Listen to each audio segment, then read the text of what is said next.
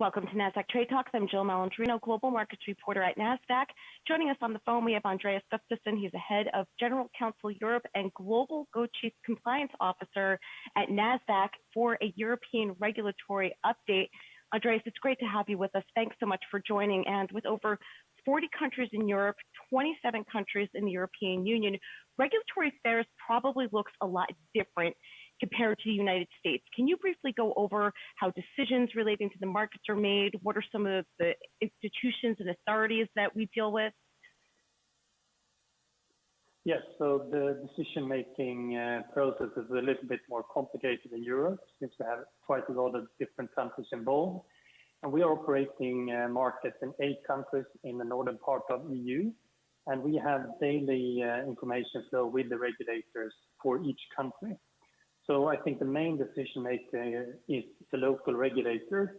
And then there is also a regulator on the European level, ESMA, and they have more coordination and recommendation responsibility. So they make recommendations to the local regulators to make sure that there are coordination. And then lastly, there is a lot of interaction with the industry associations. So we are working with several of them related to the exchange environment as well as the clearinghouse, to make sure that there is a global approach when it comes to policy issues.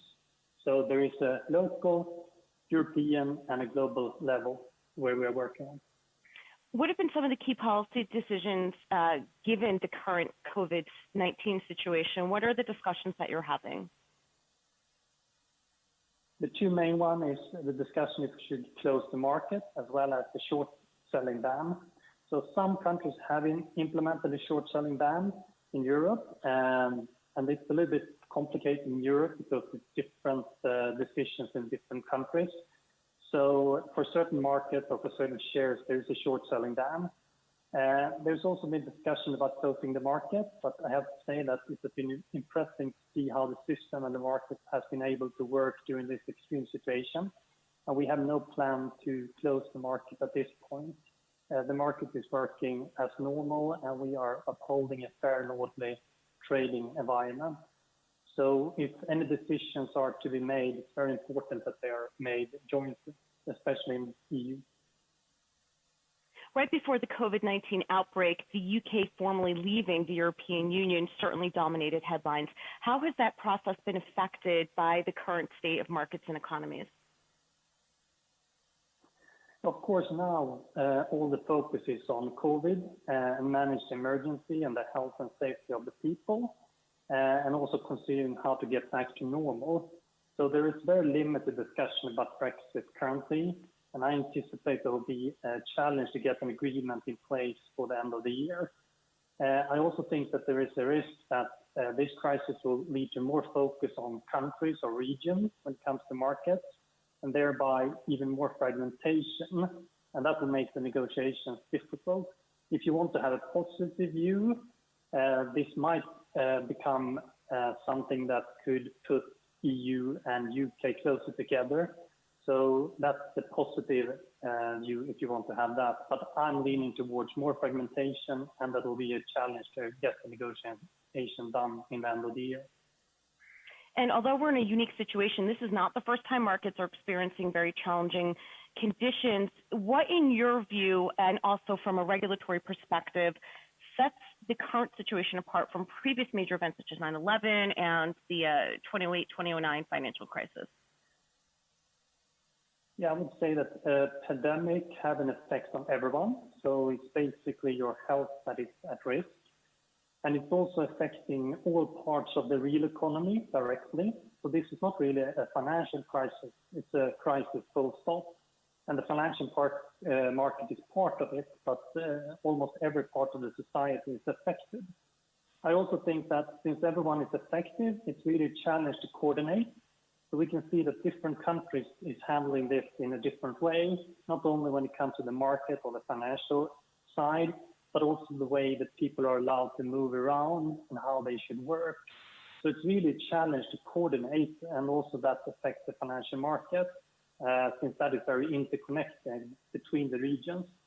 What we have done within Nasdaq is, of course, to prepare and activate our BCP, so our business continuity plan. And since we're operating in 8 countries in the northern part of Europe, we are somewhat used to handling different conditions in different countries. So what we are doing now is to activate the DCPs and adapting to the local specificities. So Andreas, you brought up closing markets and potentially some bans coming up. Do you think any other policy matters are going to be discussed in the near future?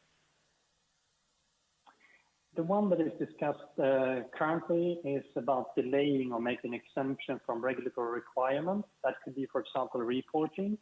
But I think what is most important is to focus on how the markets and economies are going to recover from this. And that is the key issue. So there is a crisis, of course, ongoing, but work is also ongoing to make sure that we can establish a new situation when this pandemic has been solved. And we from Nasdaq have been focusing, for example, reaching out to the government to support small and medium-sized companies, to support them in the way that they could get funding. So there are possible solutions on having the government involved to create funding for these companies. And we're also working on supporting listed companies when it comes to guidance on how they should be communicating to the market during this very complicated situation. So the main focus is on making sure that we can get back on track when it comes to the market and the society. Andreas, thank you so much for the update. We appreciate the insight. Thank you very much. All right. Thanks for joining me on Trade Talks. I'm Jill Malandrino, Global Markets Reporter at Nasdaq.